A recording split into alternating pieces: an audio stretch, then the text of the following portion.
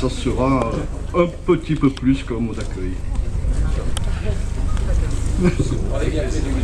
Merci. Parlez bien près du micro, s'il vous plaît. Oh, j'ai un peu l'habitude de la radio, mais... Madame la ministre, monsieur le député premier adjoint au maire de Marseille, mesdames, messieurs les parlementaires, mesdames, messieurs les consuls, mesdames, messieurs les élus des collectivités, mesdames, messieurs les présidents d'associations, mesdames, messieurs, c'est des côtes d'Almate en observant une petite île, Badisca, qu'Aimé Césaire songea à son île natale, la Martinique. C'est là qu'il commença à écrire les premières lignes de cahier du retour au pays natal. Long poème d'une prise de conscience, d'une identité réconciliée avec l'universel. Pour être universel, disait-il, il ne faut pas nier d'être nègre. Plus on sera nègre, plus on sera universel. La négritude, par-delà les races, il y a un cri humain universel. La négritude est un humanisme, se situe dans l'histoire, est un enracinement. C'est le nègre opprimé, bafoué, piétiné, révolté, au-delà des races. Il y avait un cri humain et universel. Il peut y avoir une négritude blanche, québécoise, de n'importe quelle couleur. C'est cela le langage fondamental. Ma négritude n'est pas une pierre, sa surdité ruée contre la clameur du jour. Ma négritude n'est pas une tête d'eau morte sur l'œil mort de la terre. Ma négritude n'est ni une tour, ni une cathédrale.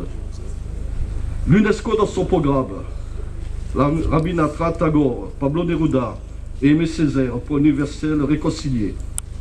Les objectifs visent à mobiliser la solidarité intellectuelle et morale de l'humanité autour du message universel de ces trois acteurs en faveur de la diversité, de la tolérance, d'un dialogue des cultures et de la paix. Les armes miraculeuses, la poésie, le théâtre, la littérature, le cinéma, la musique, la danse, ainsi que toutes les formes de créativité deviennent alors, lorsqu'ils sont animés de conscience, les véritables leviers des humanités opprimées. Le poète est un homme qui crie.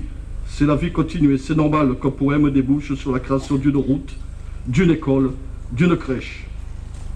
Césaire, c'est un charpentier, un maçon, qui accomplit son œuvre et nous laisse la responsabilité de le faire fructifier. Il y a une dimension testamentaire dans l'œuvre de Césaire, du discours et de la pratique. Roger Thompson. Césaire encore. La poésie, c'est la parole fondamentale. Le salut du monde dépend de sa capacité d'entendre cette parole. On se rend compte que c'est la seule parole qui puisse être encore vivifiante, autour de laquelle on rebâtit, on construit. Sonnez, sonnez toujours clairon de la pensée, tournait Victor Hugo dans son recueil de poésie de châtiment. Et de conclure ainsi, à la 7e fois, les murailles tombèrent. La poésie, la pensée peuvent faire tomber toutes les murailles. Nous voulons faire tomber les tours, les remparts, les murs, et pas seulement avec les pelleteuses et autres outils de démolition. Par la poésie, le théâtre, la littérature, le cinéma, la musique, la danse, l'éducation, la peinture. Roger Thompson et Simone-Henri Valmore placent les discours politiques de Césaire dans une perspective historico-politique et mettent en lumière les relations qui unissent l'engagement politique et l'action politique.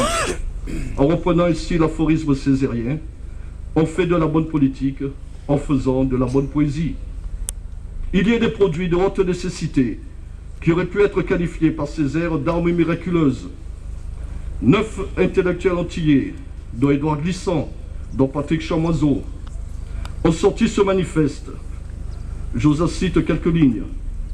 Dès lors, derrière le prosaïque du pouvoir d'achat ou du panier d'aménagère, se profile l'essentiel qui nous manque et qui donne du sens à l'existence, à savoir le poétique. Toute vie humaine peut équilibrer, s'articule entre autres. D'un côté sur les nécessités immédiates, du boire, survivre, manger, c'est le prosaïque, et de l'autre l'aspiration à un épanouissement de soi, là où la nourriture est de dignité, d'honneur, de musique, de chant, de sport, de danse, lecture, de philosophie, etc. c'est le poétique. Et les fruits passeront la promesse des fleurs, disait François Malherbe. Les fleurs sont là, ce sont les enfants qui sont ici présents. Ce sont les collégiens qui participent à cette inauguration. Marie Zocodé a initié beaucoup de choses, a permis les rencontres d'un écrivain avec les enfants, ici, dans le cadre des enfants d'artistes d'œuvre.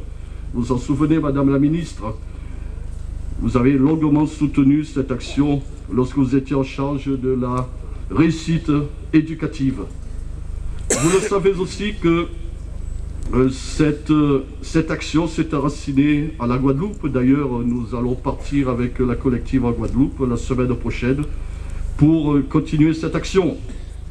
Souvenir d'enfance, souvenir d'enfance. Certains auteurs de la jeunesse peuvent venir en soutien à la découverte de l'autre et du vivre ensemble. Le temps des Madras de François Zéga, Une enfance créole de Patrick Chamoiseau, Ruca des Nègres de Joseph Zobel, dont c'est le 7e anniversaire de la naissance cette année, qui nous parle aussi de ses Cévennes. C'est l'invention des Désirades de Daniel Maximin, c'est Jean Controussy, c'est le gond du Shabbat d'Azouk Begag, Kateb Yassine et sa peau d'intelligence, et Salima Toubou, ses côtes comoriens, Hassani de Mayotte à Marseille. Mais je vois qu'il faut que je conclue. Je vous ferai passer l'ensemble de toutes nos remarques. La seule chose que je veux déclarer ici, parce que le temps nous presse, c'est que nous ne laisserons pas ici dans le quartier, dans le 13e, 14e arrondissement, mitridatisé, c'est-à-dire que nous n'allons jamais nous habituer au poison que sont l'intolérance, le racisme, la stigmatisation, etc. Nous allons nous battre avec les armes miraculeuses, nous allons nous battre avec les armes qui nous sont laissées avec par Aimé Césaire. Qu'est-ce qu'on a fait au bon Dieu pour mériter ça, aurait dit l'autre.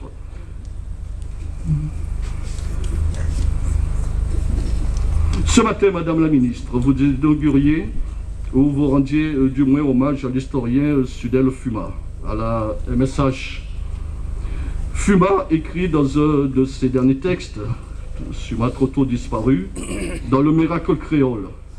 En fait, nous disons que le miracle s'est opéré essentiellement au niveau de l'identité créole, faisant du concept d'identité résidentielle le fondement même des sociétés créoles de l'océan Indien. Car si l'Afrique et Madagascar demeurent des référents culturels pour une grande partie de la population, la vraie patrie est le pays où l'on réside. Je vais conclure. À Marseille, la rue des Antilles, de la Martinique, de la Guadeloupe, de Pointe-à-Pitre se trouve au sud. La rue Aimé Césaire se trouve au nord. À Vauban, nous en savons quelque chose. Je ferai appel une dernière fois aux poètes que sont les supporters de l'OM. Quand les virages nord et sud se mettent à chanter, c'est tout le stade qui va s'enflammer.